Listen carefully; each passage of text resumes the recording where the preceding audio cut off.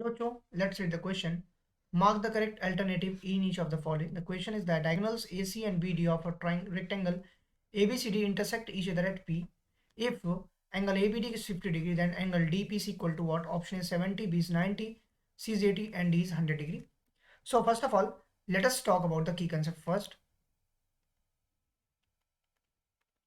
So we know that what?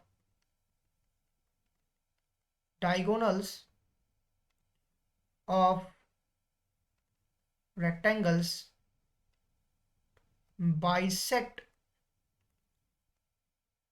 each other, एक दूसरे को बाइसेक्ट करते हैं एंड आर इक्वल, वो आपस में इक्वल्स भी होते हैं. That is an important point. So let us say about the key concept. Now we will deal with the figure. सबसे पहले हम एक फिगर बना लेते हैं. Let's say this is my rectangle A B C D. This is my A point, B point, C point and D point. कह रहा है जो डायगोनल है A C, this is my diagonal A C and this is particularly my diagonal that is equal to B D. ये B D के बराबर है और ये दोनों के दोनों एक पॉइंट पी पे मिल रहे हैं इस तरीके से कि angle A B D, A B और डी, मतलब ये पॉइंट्स हमें 50 के बराबर दिया गया, मतलब ये एंगल 50 है, हमें निकालना है D P C. That is what हमें ये निकालना है. Okay, so first of all let us deal with the particular question and then we will get to our answer first. So let's see what will happen. अब हम क्या करते हैं, हमें पता है ए बी सी डी एक रेक्टेंगल है और डायगोनल्स आपस में बाइसेक्ट करते हैं. सो हमें क्या पता है, देयरफॉर ये पता चला क्या कि जो ए पी है वो बी पी के बराबर होगा. क्यों? Because of the key concept we know that diagonal bisect भी करता है और डायगोनल आपस में बराबर भी होता है. So therefore this is the first way और the first point. Now angle अगर हम बात करते हैं, अगर हम similarly let's talk about the angle first. So let's say angle P A B is equal to angle P B A. P A B की बात करें तो पी ये पॉइंट हुआ, ये बी, मतलब ये वाला एंगल, और पी बी ए मतलब ये वाला एंगल. ये दोनों आपस में बराबर होंगे. क्यों बराबर है? क्योंकि ये दोनों डायगोनल्स आपस में, ये वाला डायगोनल और ये डायगोनल बराबर है.